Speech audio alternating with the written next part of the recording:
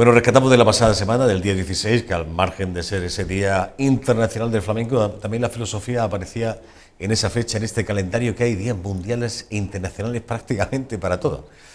Bueno, es una cita que tenía con Antonio Guerrero, que lo habíamos aplazado para esta semana, porque ha habido varios actos de los que queremos comentar, y uno de ellos para esta misma tarde en Almería, un paseo filosófico por la ciudad de Almería, un paseo peripatético, que es como se llama. Ahí tienen ese cartel, así que, en fin, contar un poco de qué va esto, ¿vale? Entre otras cosas, y seguir hablando, ¿por qué no?, de la filosofía, de el amor a la sabiduría. Antonio, bienvenido, buenas tardes. Buenas tardes. Que sería la traducción, sí. ¿Esto es lo que significa filosofía? Sí, amor a la sabiduría, filosofía, amor a la sabiduría. Bueno, filósofo, escritor, articulista, muy solicitado en esto últimamente. En fin, todo el mundo requiere la atención, la presencia en radio, en televisión, en la prensa escrita, artículos de editoriales de carácter nacional. En fin, estábamos comentando, la filosofía siempre ha estado. Ha habido una época un tanto oscura, guardada en un cajón, pero parece que tiene más vida que nunca, Antonio. Sí, la filosofía empieza otra vez a tener vida porque se está sacando del ámbito académico. Claro. Entonces, en ese momento es cuando la ciudadanía empieza a tener contacto con lo que es realmente la filosofía, porque la filosofía surgió en la calle, en el ágora. Entonces, el regreso al ágora es el movimiento histórico en el que nos encontramos ahora mismo los filósofos, en intentar devolver en la calle lo que tenía en origen, ¿no? Eso no significa que sea una revolución filosófica, simplemente estamos revitalizando el concepto y las acciones filosóficas. Para que hubiera una revolución haría falta pues un cambio social histórico, no nos encontramos en eso. Estamos simplemente devolviéndole a la calle lo que tiene como patrimonio propio, que es el pensamiento. Quitarles esos tintes academicistas, ¿no?, que ha tenido hasta ahora la filosofía. Sigue estando en el aula, evidentemente, sí, porque se imparte. Y está bien que esté ahí, o sea, es necesario que esté en el aula, pero también puede compartirse con la calle. Esto que llamáis, en fin, ahora hablaremos de las diferentes actividades programadas, la filosofía en la calle, esta plataforma que lanzaste hace unos años y que la gente que responde, sí, ¿no?, muestra interés cuando menos. Lo del paseo peripatético, la verdad es que el nombre llama la atención, yo no sé ustedes, pero yo la primera vez que escuchaba esta expresión, hasta hace muy poco, que me lo comentaba Antonio, y dice, bueno, esto es el nombre, digamos, ¿cómo decirlo?, técnico, filosófico que tiene esto, pero en realidad es emular un poco lo que hacían los antiguos filósofos, no sé si en la antigua Grecia, ¿no? Es, bueno, ir reflexionando, hablando, mientras se da un paseo por la ciudad. Exacto. Pues el paseo peripatético hace honor a Aristóteles, que era justamente el que inauguró este tipo de actividad con sus discípulos. Él gustaba mucho de pensar y hablar al mismo tiempo, o sea, de pensar y andar simultáneamente. Tenía un jardín y se dedicaba a dar círculos pensando en voz alta con sus alumnos le seguían. Precisamente por eso los peripatéticos son los seguidores de Aristóteles. El paseo peripatético es una actividad que para mí es muy atractiva como actividad para homenajear un día como el de la filosofía, porque es una actividad eminentemente práctica. Tú estás obligado a andar. Entonces, en el momento que estás andando ya estás haciendo una actividad práctica que no solamente consiste en sentarte en un aula y escuchar lo que te cuentan en una clase magistral. Entonces, como actividad práctica, actividad física, actividad que permite que tu cuerpo genere emociones, es una forma de darle vida a la filosofía bastante positiva. Y precisamente con el tema de fondo que llevaremos al paseo peripatético, al paseo reflexivo, por llamarlo de alguna manera. Esta misma tarde en la Plaza Vieja, la plaza del Ayuntamiento, que se presta a este paseo peripatético. Si a la palabra le quitamos el peri, nos queda una palabra un tanto despectiva. Patético. Lo de patético, ¿no? No es un paseo patético, todo lo contrario. Oye, una cosita de los artículos que escribes en el diario de Almería, por ejemplo, que sigues reflexionando y contándonos cositas de la filosofía. Esto me gusta muchísimo. Dice, ¿qué es lo que más admiro de Sócrates? Dice, pues que trabajó como militar y albañil y le convierte en un auténtico filósofo. Correcto. Curioso esto, militar y albañil. Correcto. Fue militar en aquella época y fue justamente albañil, trabajó con sus manos, sabía lo que era sudar, lo que era cortarse.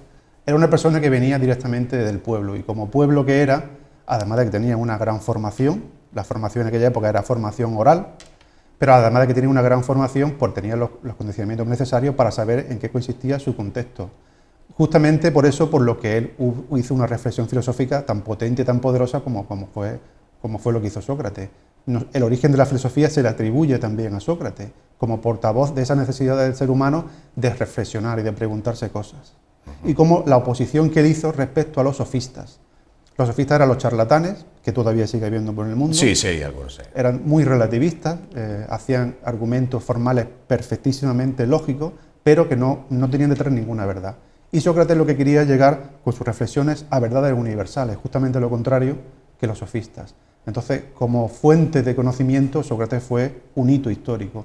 Y para mí, desde mi punto de vista, creo que esa perspectiva del mundo que él tenía le viene de su circunstancia personal, de que fue militar y de que fue albañil. No solamente es suficiente tener conocimiento, sino también saber vincularlos con el mundo al que tú perteneces. Claro. Oye, esa formación a través del discurso oral, ¿tú crees?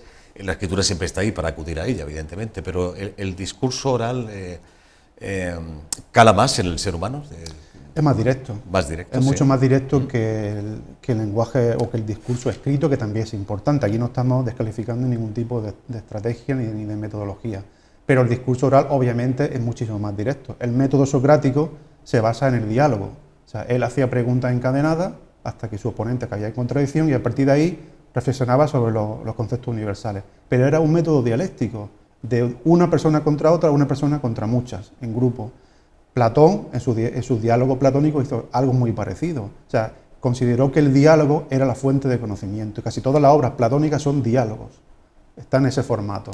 Entonces, el diálogo es fuente total de conocimiento y de progreso, inenudablemente. Ayer tuviste un acto en el Ejido con motivo de este Día Mundial de la Filosofía que se celebraba, según la UNESCO, el pasado 16, el tercer último jueves El tercer jueves de cada mes. De cada mes. De noviembre. ¿Qué tal ayer? Muy bien. Era gente joven, chicos, chicas, sí, jóvenes. Eran alumnos, unos 70 alumnos del Murgi, del IES Murgi, del Ejido. Se prestaron rápidamente a mi convocatoria, los profesores también. Fue un momento bastante grato porque participaron mucho, preguntaron mucho, estuvieron muy a gusto. Después el profesor me comentó que quieren repetir, de hecho vamos a repetir a partir de enero. Y pensamos en voz alta de lo que se trataba, no solamente de celebrar o de festejar el Día Mundial de la Filosofía, sino que eso condujera a un debate sobre un tema concreto. En el día de ayer, la multiculturalidad. Multiculturalidad, en una tierra donde existe. Donde existe además de forma visible, claro. Donde es uno de los componentes de este municipio y una reflexión filosófica en el Ejido tiene que terminar o acabar o pasar en algún momento por la multiculturalidad, por la importancia que tiene ese concepto para el futuro y del que se puede extraer conceptos como la democracia, como la paz, como la convivencia. Son conceptos que tenemos que construir a partir de ese concepto previo de la multiculturalidad. ¿Qué te preguntaban, Antonio? Pues preguntaba, por ejemplo, uno de los debates que se suscitó fue la relación entre globalización y multiculturalidad.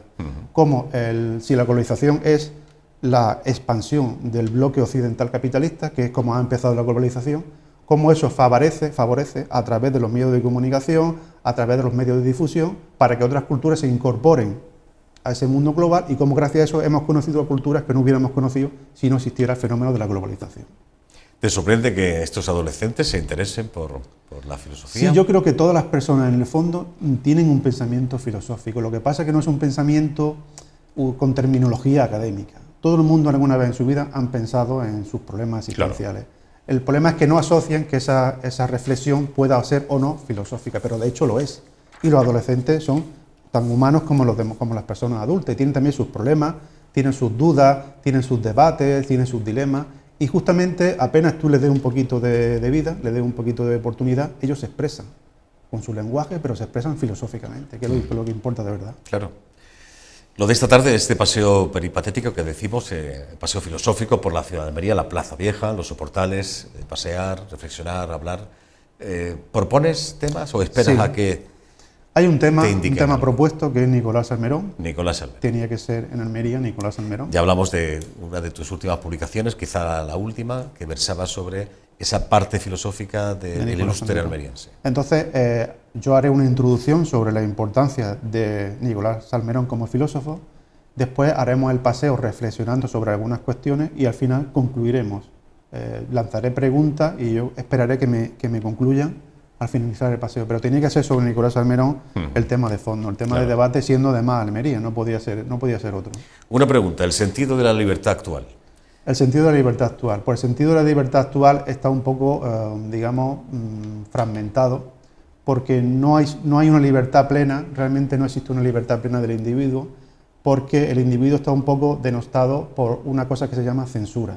No es la censura clerical del siglo XIX, no es la censura franquista, es una censura que está en algunos medios, en algunas redes sociales, porque los haters te coartan tu libertad de expresión y tú no eres libre de expresarte libremente porque tienes miedo de las consecuencias. No hay realmente una libertad de expresión como la había en los años 90, como hemos dicho en otra ocasión, sí, donde las personas éramos más libres, éramos más tolerantes, nos comprendían mejor a nosotros. Ahora eso no es tan así, o sea, tenemos miedo de hablar, nos coartan constantemente, no son tolerantes con nuestras manifestaciones, apenas hagas un comentario político ya te están clasificando de algo que ni siquiera tiene nada que ver con el comentario político y que está basado en muchísimos prejuicios. No hay una libertad de expresión plena y eso yo lo enlazo con la dignidad. Creo que hemos hablado de Kant, de lo que significaba dignidad para él, que era no solamente aquello que era constitutivo del ser humano y que lo distinguía de la naturaleza, sino aquello que también, cuando una persona tenía una dignidad plena, era cuando se le reconocía su autonomía. Yo reconozco la autonomía de una persona o me la reconocen a mí, entonces esa dignidad que tengo yo es plena.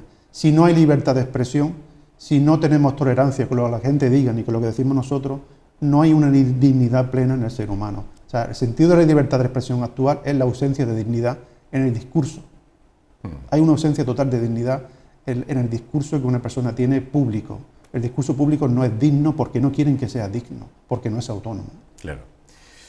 Pero tú no crees que cuando de por medio están los intereses personales, económicos, políticos, la censura aflora de forma natural? ¿Es algo intrínseco al ser humano? Yo pienso que en parte esta censura que estamos atribuyendo a muchos haters, porque hay haters en todas las partes, es una plaga que va aumentando día a día, en parte provienen de muchos lobbies empresariales que son realmente dueños tanto de redes sociales como de algunos medios de comunicación, pero también creo que la población en general se ha vuelto tan superficial, se ha vuelto tan irascible, que también surgen los haters de forma espontánea y lo hacen con unos prejuicios tan infantiles que asustan, porque es como si involucionáramos en valores, involucionáramos en argumentos, precisamente por la capacidad para bloquear el comentario de una persona, seguramente porque ni siquiera llega a ser entendido.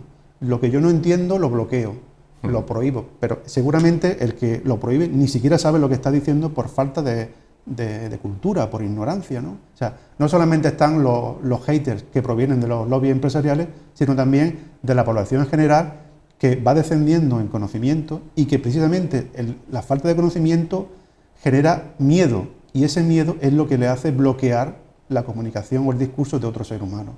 Por miedo. ¿Miedo a qué? Ni siquiera tú te tomas la molestia de investigar de qué habla el otro. Si sabemos de lo que habla el otro, no hay que tener miedo, porque a lo mejor no es negativo lo que nos dice la otra persona. Hay que darle una oportunidad de expresarse y que de nosotros tengamos la responsabilidad de entender lo que dice en formación o a través de diferentes vías, pero no simplemente censurar por censurar. Un último apunte, Antonio. El nuevo ciclo de Filosofía en la Calle fue presentado también hace pocas fechas. De hecho, el 23, que es pasado mañana, el jueves, la primera cita, no sé si llamarlo charla, conferencia, Matthew Lipman, se llama es digamos el título de la misma, para pensar con niños, niñas. Juanmo Jiménez, el primero de ellos. Sabíamos el cartel con diferentes fechas, las iremos contando cuando se acerquen, ¿no? Esto se lleva a cabo en La Resistencia, que está en la calle San Juan. Se lleva a cabo en el local de La Resistencia, que es una asociación que colaboramos en conjunto para la confección de este ciclo de pensamiento, porque queríamos que Almería tuviera un ciclo de pensamiento, lo que nunca ha habido en Almería, queríamos que lo tuviera. Es la segunda vez que lo hacemos, porque la primera tuvo bastante buena acogida. Y este año empezamos con Juanmo Jiménez, que es una persona que se incorporó este verano, un poco antes de verano, a esta asociación de Filosofía en la Calle, que lo está haciendo muy bien, una persona muy comprometida con la filosofía y tiene una línea de trabajo muy interesante que es filosofía para niños, porque consideramos que la filosofía en el mundo adulto, adolescente, existe y debe existir, debemos difundirla, pero nadie se acuerda de los niños y en los niños está el principio del futuro.